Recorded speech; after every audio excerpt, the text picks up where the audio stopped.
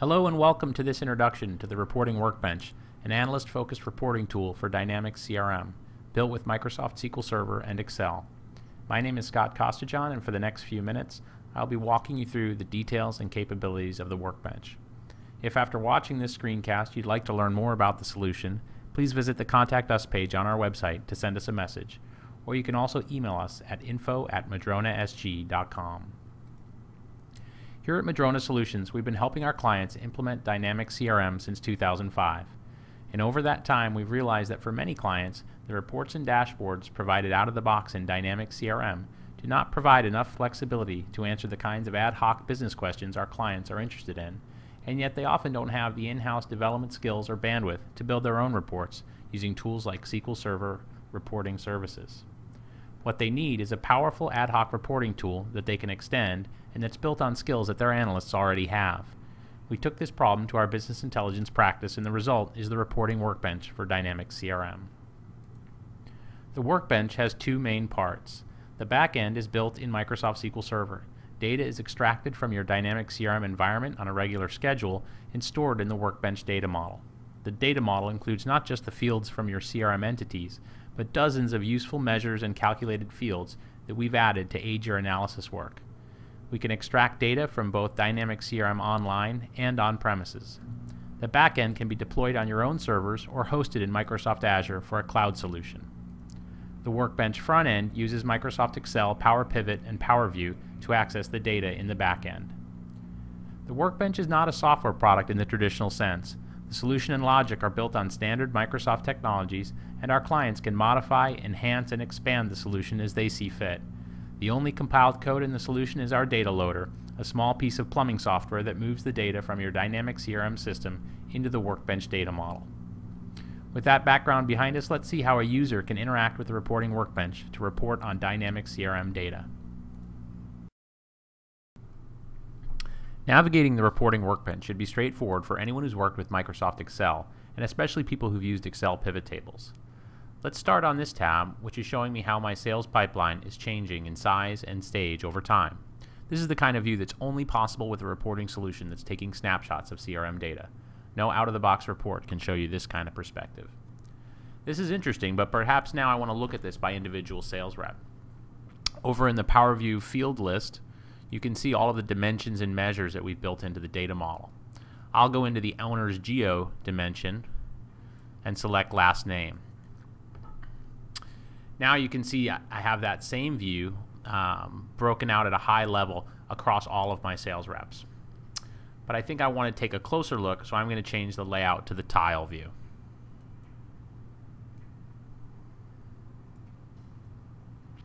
In this view, I can step through my reps one at a time to examine their pipelines and how they've changed in size and composition over time.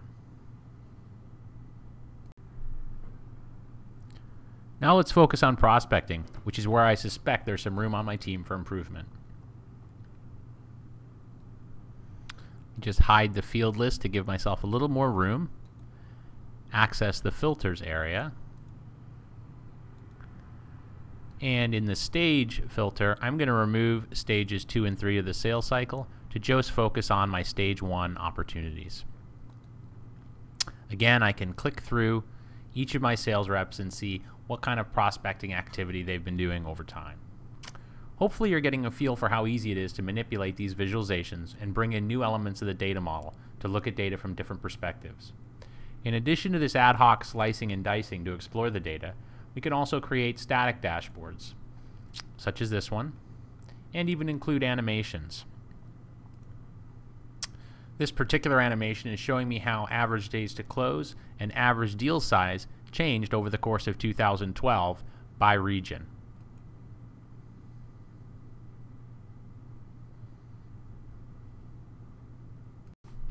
I made the point earlier that rather than a static tool with static capabilities, the Reporting Workbench can be extended and enhanced by the analyst to add more capabilities and to answer new business questions. Let's look at a scenario where we want to do just that. Let's look at the basic problem of trying to figure out how a rep is performing. Most CRM applications approach this problem by comparing their won deals and pipeline for the year against their quota. This is a start, but it's a pretty shallow analysis. If they're missing the mark, it gives little information as to why and where the rep should focus to turn the ship. Let's take a different approach with our analysis and look at their performance versus history rather than quota. To do that, we're using the fact that our model contains sales history information. This could come from CRM or from your accounting application. We can add data from other sources to our data model. I'm going to start with this sheet where I have historical sales information by region and by rep. Okay, to perform my analysis, I'm going to need two new data elements in my data model. Remember, I want to see how my reps are doing. That's the key question. So the first piece of information I need is the attainment estimate, how they're doing, how many dollars of revenue, is each rep on track to get this year. And then I also need the attainment target. What does good look like? What should they be aiming at? And then I'm going to compare those two to get a sense of how they're doing. So first I'm going to jump into the data model and define my attainment estimate.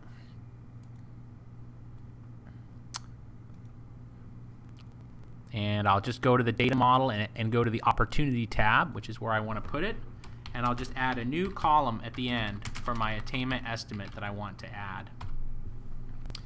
And I'm going to use a formula for that. Basically what I'm going to take is all of their won deals this year plus a percentage of their pipeline for deals that they think are going to close this year. And I'm going to use 27%, which is maybe my team's historical win rate.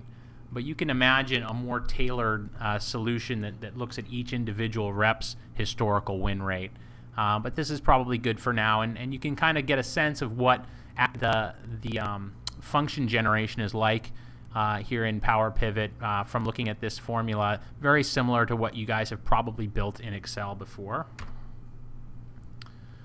So I'll enter that in, and the data model will go ahead and calculate that estimate for all of my opportunities in my data model. I'll also just quickly add a sum here so that I have a measure to work with later on in my analysis, the sum of that estimate. Okay, now let's return to my sheet. So now I need to define the second piece of the puzzle. I've got the estimate. Now I want to define the target. What are we shooting for each rep? So I'll come here to the calculated fields, and I'll define a new calculated field, and we'll call it attainment target.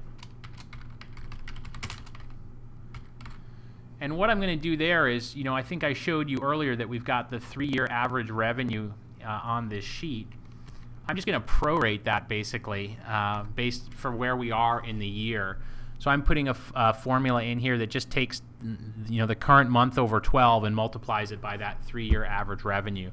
Let's assume that our business doesn't have a lot of seasonality, so if we're 6 months through the year, we should have about half of our revenue. We'll check the formula and it looks good, so that's great.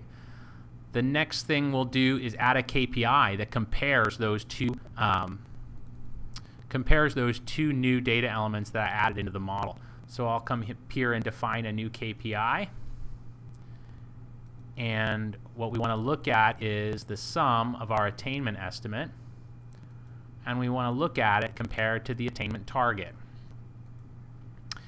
And we can adjust these sliders, but I think for now that seems fine. Anything that's, if we're within 80% or greater of our target, we'll say that's green. 40 to 80% is yellow, and if we're less than 40% of our target, that'll be red. So we'll say OK.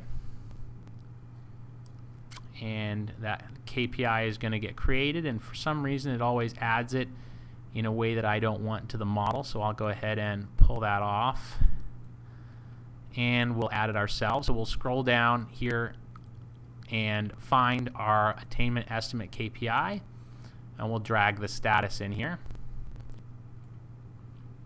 And let me hide the field chooser so we have a little more real estate. So there you can see very quickly who's ahead of plan, who's operating in a good level, and who's behind.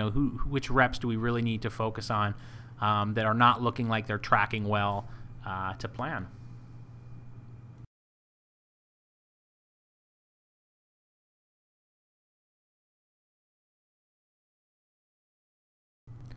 So again, this is a pretty interesting view of how each rep is doing against a realistic target. Based on the sales that they've done in the past 3 years, are they ahead or behind that pace right now? But what makes this more interesting is we can use the power of the data model to start to slice this along different perspectives. So I'll just bring my field list back.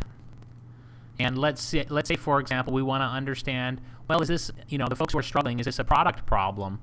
Is there a specific product that reps are struggling to sell? So I'm just going to go into my products dimension. So let me just scroll into product. And I'm going to drag product name into my analysis. And again, I'll get rid of my field list to buy us some real estate and just rearrange things a little bit. And now I can see by rep, by product, how they're doing. So for example, if I look at Brian Chen, I can see that he's doing very well selling Mach 1 and Mach 3. He's at or ahead of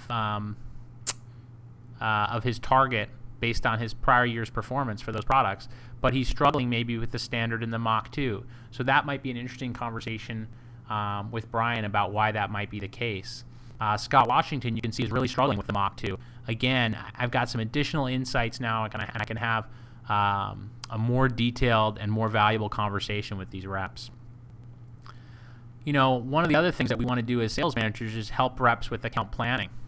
So let's just pull product out of the analysis, and let's actually see how they're doing at a customer by customer level. So I'll go back up to accounts, the account dimension in my data model, and I'll go grab the account name. So I gotta scroll to the ends here. There's name, and let me drag that in and drop it as well. Again, let me buy myself some more real estate. Now I can see for Brian Chen, here are a list of all Brian's accounts, and I can see on an account by account basis, in which accounts is he doing well and selling based on past history, and in which accounts are his sales and pipeline of business this year significantly below how Brian has done at that account in the past 3 years. So this really will give me an interesting perspective to understand, is Brian focusing his time in the right places, and where as a sales leader can I coach him? And again, because we've got that flexibility in the data model, we can slice and dice and explore the data to spot trends very easily without writing code and without building new reports. So with that, I'll wrap up this short screencast. Hopefully you've seen that our reporting workbench for Dynamics CRM solution can provide an easy-to-use, flexible reporting tool for Dynamics CRM. Thanks for your time.